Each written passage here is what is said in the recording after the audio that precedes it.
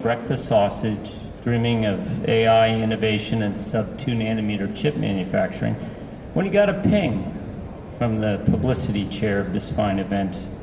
Hey, what are you doing around 10 o'clock today? You want to come to the pavilion and fill in for our wayward scheduled speaker? Dr. Ian Cuttress happily obliged, and we're the richer for it.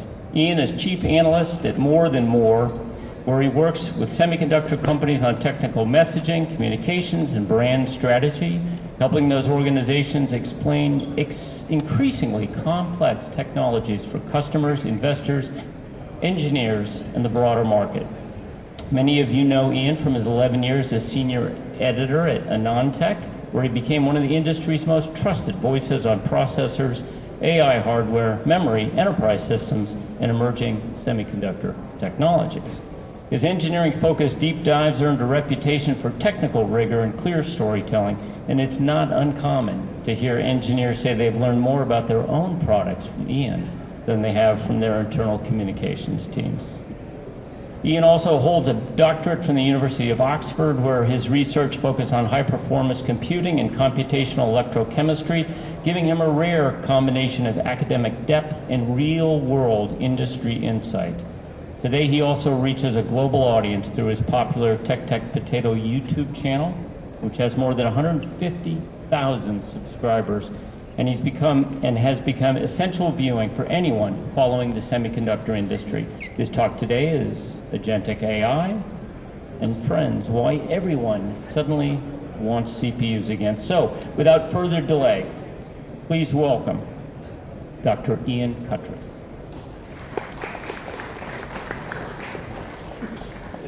Thank you very much, Brian, and welcome to you all. Sorry, my name is not Dylan Patel. He unfortunately couldn't make it. And so I've made about 30 slides for you. I don't know how long they last. And this morning, I have to thank the two guys I have back home for helping me with these slides while I was in the Uber on the way here.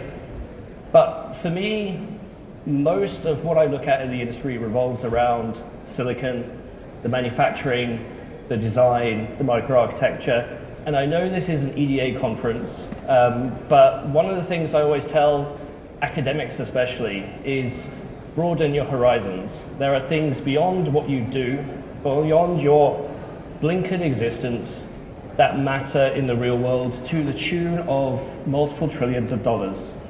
And for anybody who's invested in NVIDIA, yeah, you know what I mean.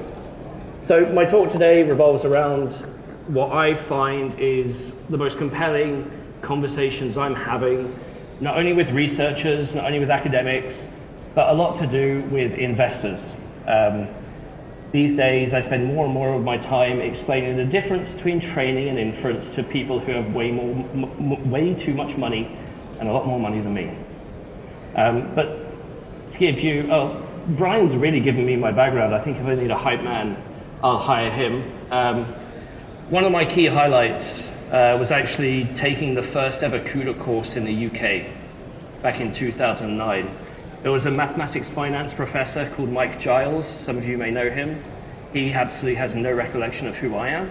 I was just one guy in the back who just happened across a Facebook post about CUDA programming and took it. But it formed 2.5 years of my research.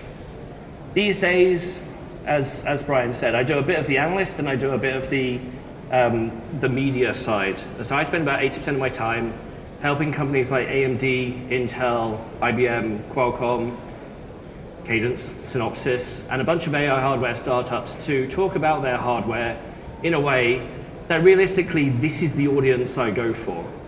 If you actually look at my YouTube metrics, it's 0% under the age of 24. It's also 99.9% male, but that's more indicative of the industry. And funnily enough, I founded my analyst firm on Pi Day in 2022. I did not realize that until 2024 because I'm an idiot. So let's start with agentic workflow. It's a key topic here at the conference this year. I mean, CES, even tail end of last year, people were saying, what does agentic mean? What does agentic mean? And to be honest, 6 months later, there's no real serious answer of what it means. However, I wanted to bring up this slide And this is a slide from Cadence Live, for any of you who attended that conference. This was buried in Anna Ruud's presentation, and I've been using this slide as my go-to explanation of what agentic AI should look like. And going from left to right, we're talking about standard LLMs, prompt in, prompt out.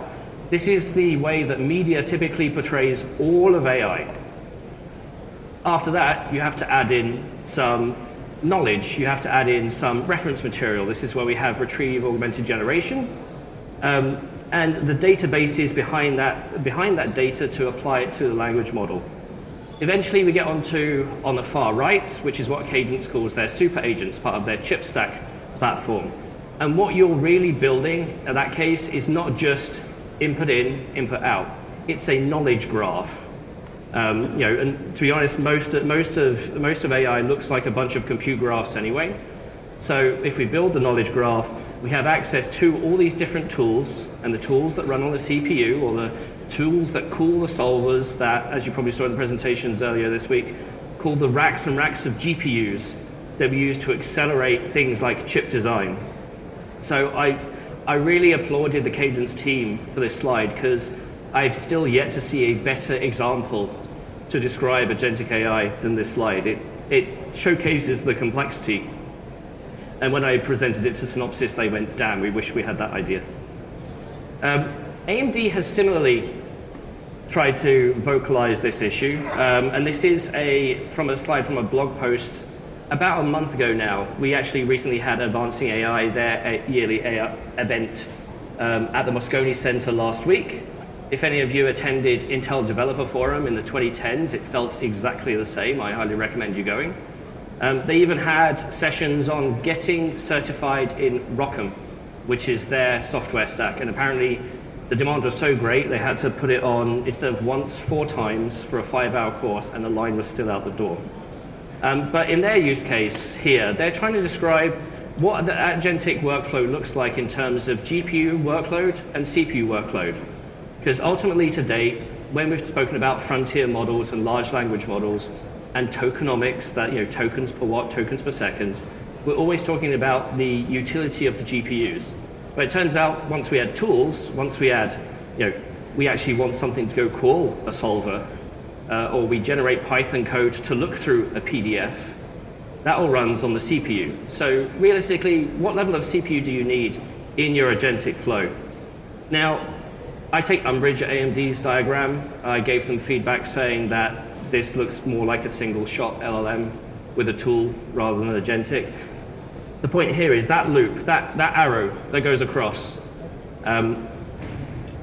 depending on the vertical you're in, so healthcare, finance, oil and gas, EDA, and depending on the complexity of your tools, that loop might run once, twice, 50 times, 100 times, and so you're invoking some form of parallelism and Amdahl's law in that loop, depending on how much GPU you use. And the issue right now is, how much CPU do you actually need? And this is the point, right? It's not, to a lot of people, it's prompt in, prompt out. It looks exactly like a single shot language model. But under the hood, where the complexity lies, in a bunch of chips you all are probably working with and designing and validating and testing, you have to realize that it's not just the simple, let's do a workload. It's a bit more complex than that. It's a bit more smarter than that.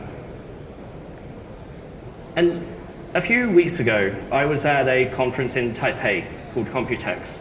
It's one of these big annual trade shows with 100,000+ people. It's the Asian equivalent of CES in many ways. And there was really when a lot of brands started banging the hammer about agentic AI, especially the CPU companies. The problem is, none of them could tell me what amount of CPU I needed. Nobody could tell me if a core would run 4 agents, or if each agent needs 4 cores, right? There's a 16x gap. If I'm buying for my data center, do I want 1 CPU or 16, or 100 or 1600, right? It's a very hard question to answer, because it is workload mandated, it is vertical, it's whatever market you're in. And realistically, nobody has been putting stakes in the sand yet. Nobody's telling people what their workload is, what ratio of CPU to GPU they are. They're all speaking holistically, right? They're just saying more, good. And we're all saying, yeah, but how much? And how much is the memory as well? Because that's really the major cost in this. But when you're building it out, what agentic workflow do you plan for in 6 months, 12 months? Even all these companies here, most of you work for one of them. They don't know what their agentic workflow looks like because the models are still evolving, the agents are still evolving. What memory bandwidth do we need per agent to optimize? Does GPU utilization matter anymore if we're calling tools and agents? So that 11% utilization that came out of X earlier this year, does that even matter these days? Because last year we were all talking about how do we raise that utilization.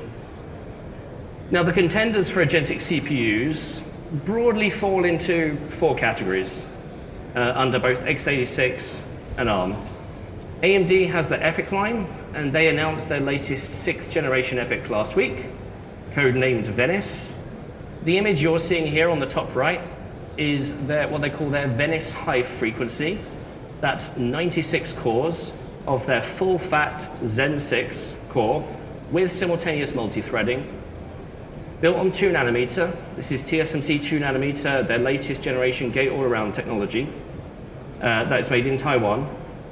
The central dies there are 2 I/O dies built on TSMC 6 nanometer. That contains all the PCIe, the CXL, the Infinity Fabric, and everything else.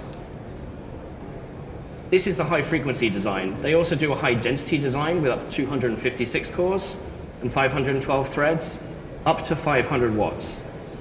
And one of the things that AMD presented last week is the roadmap, talking about how they're going on this cadence year on year on year, or every couple of years at least, with a new fundamental redesign of the microarchitecture, and then in the middle filling up all the little gaps in their SKU stack for what customers need. And right now, we're talking about agentic AI CPUs alongside the standard enterprise CPUs. And then next generation, better PCIe, better this, better that, next generation process node, and with Florence 7th generation, they're talking about AI compute extensions. It wasn't too long ago we were talking about doing data center AI on the CPU. Turns out we're going to start talking about it again, because if you've got a 10 million parameter model, do you really need a GPU for that? And then we have memory. I know some of you here are involved deeply in the memory standards. LPDDR on CPUs is becoming the thing to do now. And I say the thing, right? It takes at least a couple of years to design it, so you still have to put the memory controller in. So AMD having these I/O dies means that later this generation, they're going to have a version of this that supports LPDDR. Because they can, because they've disaggregated, because they're using chiplets, and because they can do the cycle of design that a lot of other companies aren't. Intel has Intel Xeon. They launched Xeon 6 and Xeon 6 Plus earlier this year and at the end of last year. They have 2 different types of cores, performance cores and efficiency cores. You hear them called P and E cores. If you're following brand names, Xeon 6 is P and Xeon 6 Plus is E. Performance on one side, density on the other. And they're talking about going up to 288 cores on their E-core design, on their efficiency core design. No multi-threading. You may have seen in the news recently that CEO Lip-Bu Tan has said, when we lost multi-threading, it was a bad idea. So they're going back to multi-threading with Coral Rapids, which is 2 generations on. But this is Diamond Rapids. This is their next generation coming next year, talking about their Intel 18AP process. If you've been following process node technology, you'll know that Intel's got 18A, and then 18AP is sort of like the superset with more voltage devices and better SKU corners and all the good stuff. If you actually go to the Intel Foundry booth after this, they've got a wafer there. Please do go see it, and a bunch of large packaging substrates as well, almost going up to, I think one of them is actually JDEC Max 240 by 120. It's pretty cool, as somebody who sort of lives and breathes this stuff. Seeing it actually in person, is a combination of all these years of research, all the stuff a bunch of you guys are doing as well. And of course, Intel's is talking about more memory bandwidth. And hey, chiplets, more chiplets. Chiplets is good, apparently.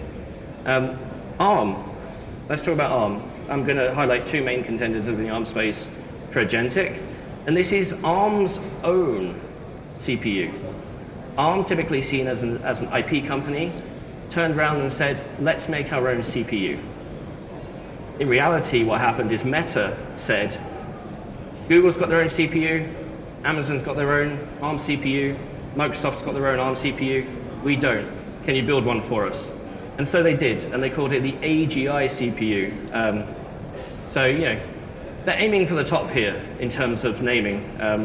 It's just a standard ARM Neoverse v3 CPU, 2 chiplets, totaling 136 cores, built on TSMC Zen 3. It will be primarily sold to Meta. However, they have said it will be available elsewhere, whatever the hell that means. ASRock Rack will have a version because ASRock has a version of everything. But this is their first attempt at doing their own silicon in a long, long time, aside from test vehicles. And you see the CPU has a date code, 2613. That's how new it is. And the big beast in the market is NVIDIA, of course, when we're talking about just AI in general. But if you've been following their roadmap, you'll know that they have their own CPUs now. ARM-based, they recently had Grace in the Grace Hopper ecosystem. That was based on ARM's Neoverse V2 core. Instead, for this generation, Vera, and you'll hear it in the news a lot, they've built their own custom ARM core. So this is a custom microarchitecture, up to 88 cores in their design, monolithic, because apparently they don't like paying the chiplet tax. I have a feeling that's going to bite them in a couple of years when they're going to have to decide actually chiplets matter. But for them, they want consistent performance, fixed frequency, and they're doing a version of multi-threading, which was more like 2008 rather than 2026. So they're saying that they have twice as many threads. I still need to see the data on that. But this is what's competing against AMD Venice in the market later this year and into next. But this has got NVLink, so the high-speed chip-to-chip interconnect, and this is what's going to go in Vera Rubin. And they also want to sell racks of these things. So the question I often get is x86 versus ARM. Realistically, what matters? If we're talking about the CUDA moat in AI, very few conversations I have these days are about the moat. The AI models are good enough to do the translation. Optimization is another thing. AMD just announced a new optimization agentic workflow for their GPUs last week. So we're getting to a point now where you might think that the architecture doesn't matter. It turns out a lot of AI is still built on x86. So Intel and AMD are currently selling everything they make in CPU land. But then, to be honest, so are the ARM vendors. So what really matters here? I want to highlight the fact that NVIDIA did a $5 billion investment in Intel back last year. They technically bought stock, but they also decided to, as part of that, have a couple of design teams put together. And one of the products of those design teams, we believe, is a version of Vera that's x86. So replacing ARM with x86 with NVLink to put into rack scale systems. And we believe this is because NVIDIA's customers are saying, ARM is great, but all of our stack is still x86 and we want to be able to use that. Also, just to throw mud on the fire a little bit, if you remember, NVIDIA tried to buy ARM a while back. That didn't happen, but the result of the deal was a 10-year licensing agreement. We're 4 years into that now. So NVIDIA's got to think, what am I going to be doing in 6 years' time? Am I still going to be making ARM CPUs? Am I still going to have the same licensing deal I have today? And maybe I have to have connections with Intel, who has needed money in the past, or people keep telling me, RISC-V, RISC-V, RISC-V. Ask me again in 6 years, we'll see where we are. Now, one of the things that came out of when NVIDIA launched Vera, they actually did a white paper last week, is core density. How many of these agentic AI cores can you put in a rack? and they were claiming market-leading density at the time. AMD decided to break that at the end of the week. So instead of having 22,000 cores per rack, you can have 98,000. That's 8 CPUs per half U, liquid cooled, with 12 channels of DDR per chip as well. And the funny thing is that 98,000 number, that's a HPE system, that's on 5th gen, not on 6th gen. So we're going to see 120,000 cores per rack. Now, we are talking about 200 kilowatts a rack, so still lots of power. And here's the image I wanted to put up, just to prove that I'm not lying. It's saying capable of delivering 98,000 cores in a single cabinet, liquid cooled. Now, don't get me wrong, the CPUs are going to be the cheap part of that system. It's the memory that's going to cost a lot. Now, the thing is, CPUs are now getting into advanced packaging. It used to be the domain of relatively simple packaging, and you could peel off 100 million CPUs off a production line and just use your basic packaging tools. That's great for consumers.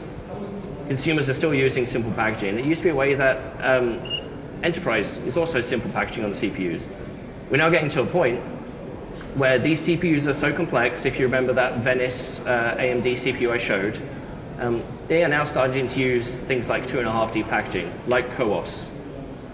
Intel, obviously, with EMIB coming along, and AMD with V-cache versions of their CPUs. They're going 3D. So we have to start considering, well, what does it actually mean to have an agentic CPU in terms of packaging if suddenly the supply chain needs advanced packaging for CPUs? Broadcom at Raise, if any of you guys went to Raise conference in Paris a few weeks ago, Broadcom was showing off their next generation XPU with die-on-die stacking, and it kind of looked like compute on compute. So between CPU and XPU, it's kind of merging into the demands of one and demands of the other are now coming linked, especially when it comes to packaging. We're starting to see CPUs with high bandwidth memory, custom, if you're familiar with the top 500 supercomputing list, Fugaku, the top supercomputer, I think 5 years ago, that's using an custom ARM core, that used HBM. Intel launched CPU Max with HBM. It turns out CPUs do need high bandwidth memory if you want to do some of this stuff, and we're going to see a lot more of that going forward. There are also more technologies coming down the line. I've mentioned a couple here that I could speak to for an hour each, probably. Qualcomm announced their high bandwidth compute memory attach. That's going to come to CPUs and XPUs. That's essentially doing LPDDR in a HBM style. So you have a compute-based die and stacked LPDDR on top, and then high bandwidth flash, which is more of a 2829, 2030 type of thing, where we use NAND flash like HBM as well. And there's currently questions about, do you package it next to your compute die or on top of your compute die? And then suddenly, thermals and mechanical really come into the play. Now, going back to Agentic for a second, it's all very well packaging CPU into one box. We've packaged GPU into one box, and now we're starting talking about workload disaggregation between prefill and decode. So every time you use any of your agents or your chatbots under the hood, there's a very complex infrastructure that's being enabled underneath. The same thing is going to happen with the CPU. I've taken this image here from our good friend Austin Lyons at ChipStrat. He also has a podcast called Semi-Doped. I highly recommend that with Vic Sekar. He, in a post about a month ago, he was outlining the different CPUs that are involved in this infrastructure. And it turns out the CPU that manages your GPUs is not always the best CPU to do your tools for Agentic. So this is why we have companies today talking about, well, if you have your NVL72 rack, maybe you need a rack of CPUs next to it to do all these tool workloads. So the question is, do you need one rack of CPUs, 2 racks of CPUs? Going back to my other question, nobody knows the right balance yet, and it can be very workload dependent. But speaking about markets for a second, everybody's expecting it to explode. The number of CPUs and CPU TAM is going to go into the hundreds of billions. I think Lisa Su last week was saying what is $26 billion market today can be a $200 billion market by the end of the decade in just CPUs. which is crazy. But fair, given the compute that everybody seems to need. I will caveat this though, and it's the box on the right. Everybody who sells CPUs is telling you you need to buy CPUs. When a marketer does that, I get very nervous or worried. But to be honest, if you go to any event like a GTC or an AMD Advancing AI event, you're going to have Jensen, you're going to have Lisa, you're going to have anybody on stage saying, buy our stuff, it's really good. So make of that what you were. Now the thing is, for EDA, what does this mean? This is a bit of a crappy slide, I'm sorry, but the way EDA has been for me over the last couple of years, it's workload attached assistance. Tell me what's wrong with what I'm doing. Tell me what's wrong with my test. The question is, now we're moving to agents, they're getting smarter, and I know a lot of you guys are involved in companies in doing this.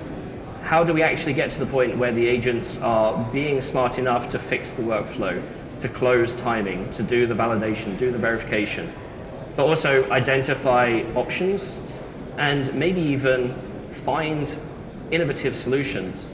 I'm gonna date myself horribly here by being far too young, in the fact that I saw a TikTok this week, so take it what you will, of an AI LLM, single shot LLM, was asked to do a task by misrepresenting people, and it refused to because the guardrails in that model told it not to. However, it put that model in an agentic flow, and it turns out that agents will work together so that they don't impede each other with the workload in order to get to a result that's better. Well, depending on what your end goal is. So there's one thing to get it to work, there's another thing to get it to work well, but there's also, is it actually doing what you need, right? I was worried at the beginning of this market as to whether my chatbot would just replace all my code with return true. Because right, that solves the problem. The program works if it just returned true. Thankfully, they don't do that, but it's still in the back of my mind. And when I look at the big companies deploying the frontier models and deploying the agents, but also the businesses that have this facility either on-prem or in the cloud, everybody's going to be talking about tokenomics.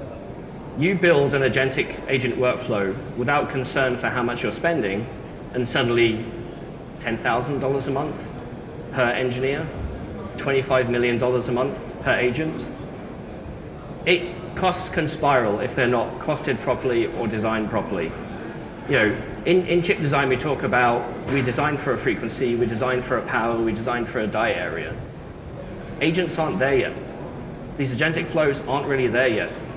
I had a really stupid idea for a startup that whenever you put a prompt into a frontier model, it would turn around and say, do you want the cheap version? Answer, 10 cents. Do you want the detailed answer? 50 cents. Do you want the research answer? $2.50. You know, how quickly would costs come down if that was suddenly a lever that could be pulled? And given fleet management and given how IT departments work and the bean counters, that will come quite soon.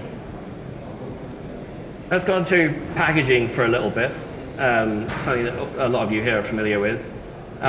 We've been dealing with reticle-sized dies for quite a while. This sort of magic 858 square millimeters. And the point is, with these newest generation chips, CPUs, XPUs, they're using much more silicon than this due to chiplets. And it's all about the disaggregation of the chip design. Do we do 2D, 2.5D, 3D, or do we do something crazy like wafer? Cerebras is the company that does the wafer scale. Again, I can spend an hour on this uninterrupted without hesitation. They don't pay me. I just love the fact that it's an amazing product. But the whole idea here is 80 GPUs equivalent on one chip.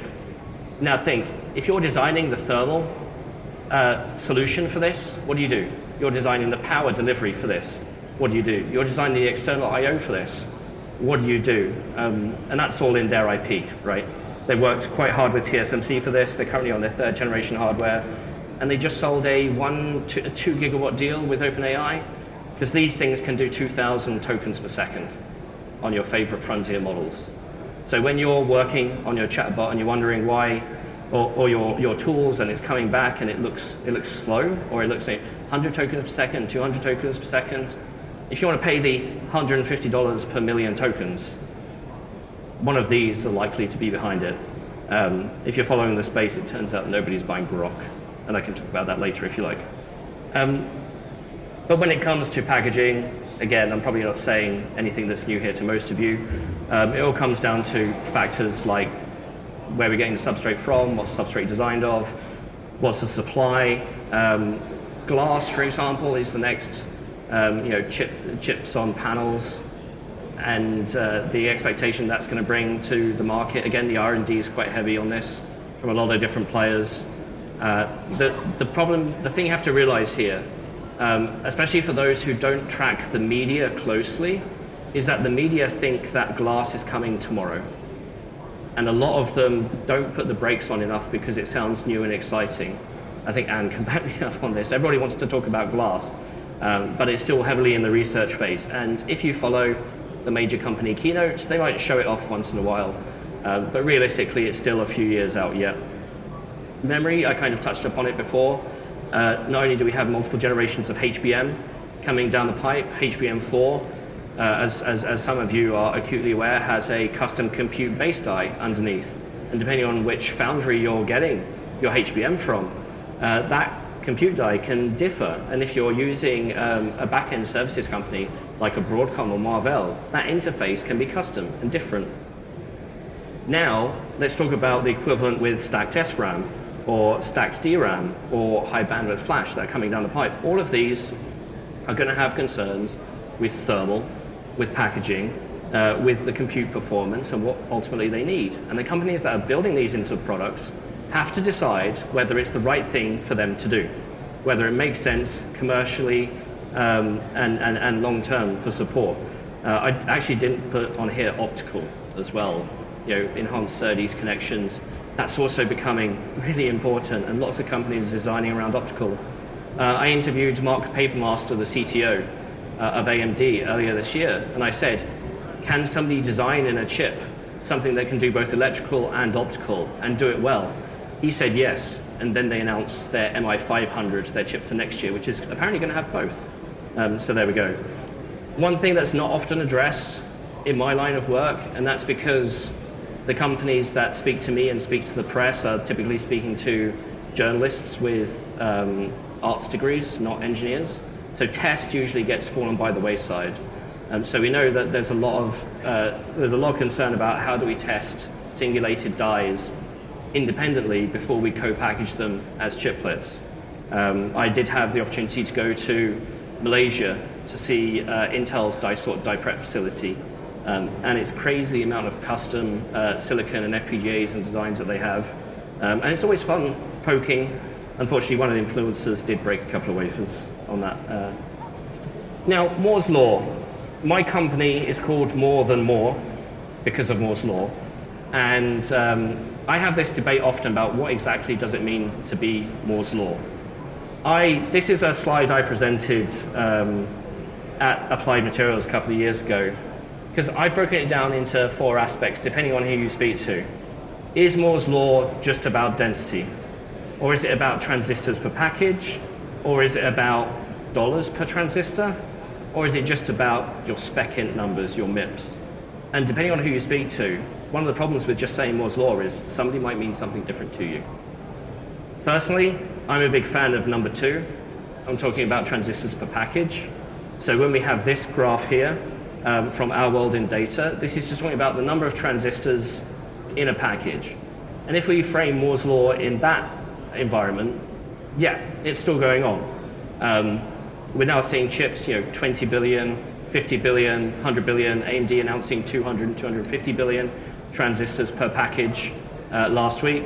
That wafer scale image that I showed you, 4 trillion transistors on TSMC N5 with a physical yield of 100% because they route around defects. It's quite an interesting thought process to go through exactly how they design that in as well. And when it comes to packaging, we're at this really weird dilemma in advanced packaging right now, where the process nodes are the most expensive that they've ever been, and they're increasing. And yet, advanced packaging is something that can solve that by doing a chiplet design. However, we're also at the worst time in chip design for thermals and signaling and high-speed interactions.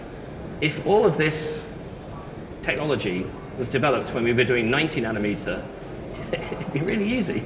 Turns out it's not. And it means for all of you guys having to deal with, say, 2D chip design now, as we look to the future, the more of the 2.5D, the more 3D, 3.5D, or I did ask Cadence once about 4D chips. It's all going to get a lot worse, a lot messier. And the problem is the software also has to learn to deal with it. If you've ever followed how AMD did their chiplet design, they said the tools at the beginning didn't exist.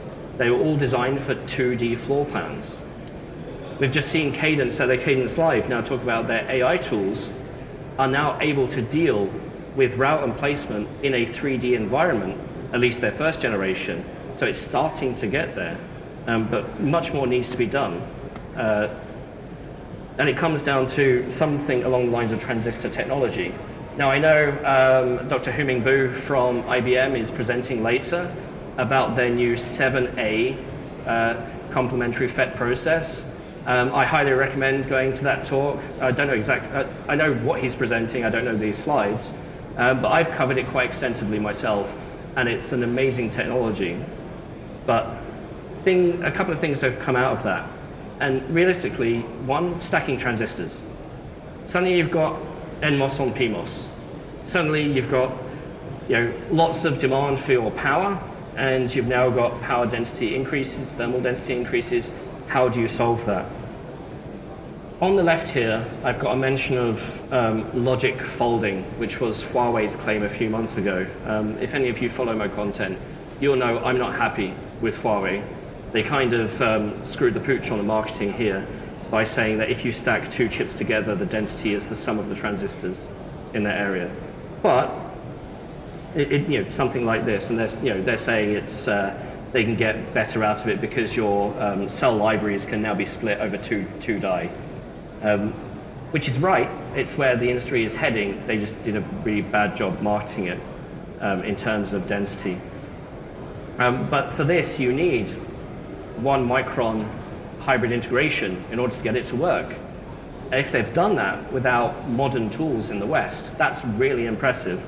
So I'll give them kudos on the technology and an F on the marketing. But going back to what IBM's doing with CFETs, one of the big things that will come out of that talk, and I hope Dr. Bu goes into this in detail, is what EDA needs to do to enable this. What foundry PDKs need to be able to do to enable this. Because realistically, once you start stacking transistors properly in a pseudo-monolithic piece of silicon, you've got to have the EDA to help back it up. You've got to have thermals and mechanical warpage, things like that, to be part of the PDK. They can't just be things that you do after in test and validation. It has to be a first-class system. And I'll be honest, in the talks that I've seen this week, thermal and mechanical have always been the afterthought. They've always been the section 5 of the presentation. I'll be honest, it's section 5 in mine, but there's a reason for that. I did a video that's actually doing really well for a video on my channel about IBM's 7A. You can go find that, search Tech Potato. It's about 25 minutes long. It goes into how they make staggered sequential monolithic CFETs, and I do lots of hand-wavy stuff. But realistically, there are challenges for EDA based on these new leading-edge transistor designs. Not only for gate-all-around, but moving into things like next generation and fork sheet, and then into complementary FETs. Things that, complementary FET, if you think, is just 3D in the transistor design. And if we now put 3D on top of that, the problem gets so much worse. And that's why everybody's here that's trying to get ready to solve that, industry at large. So this bottom point here, it has to be built into the PDK. If you don't tell the engineers it's a limitation, if you don't tell the agents it's a limitation, God help you. That's why I've also said, for thermals, good luck. I don't envy you. IBM actually did a bunch of patents on intra-chip cooling back in the early 2000s. I am wondering if they're going to expire before it actually becomes mainstream. But you should definitely check that out. Now, we're coming to the end of my time here. I think we're going to have some time for some Q&A at the end. But realistically, to take away, I focus on AI and agentic AI and the infrastructure behind it, also all the way down to the foundry, silicon, and the packaging. And it's going to get complex. It already has been complex compared to 20 years ago. It's complex today. But a lot of that is driven through the workloads we're running through these chips. Agentic AI being the big one, and about why CPUs are important in that, and essentially the amalgamation of what a CPU and a GPU or an XPU looks like. These things are being sold, or at least in terms of marketing, by the rack. Companies no longer just sell a chip in isolation. They sell you the chip and the memory and the system, and maybe even the software stack on top. NVIDIA, it will talk about its Neurotron models and on all of the CUDA-X facilities that they build on top of it. So maybe it's not software attached at the hardware, but it's open source software that comes with it. And as a result, that's why we get rack scale solutions for this. And then to my final point on packaging, as you build up these systems and they get more complex, there's an argument for making them simpler. I'm the engineer's engineer who has no smart devices in my home for a reason, right? But there are people who need it. There are people who will want to use it. And right now, it turns out they want every token that they can get. And what's the best way to deliver those tokens? Make better processors, get better software, and build on the latest generation technology. Money notwithstanding. So thank you very much for listening. I hope you enjoyed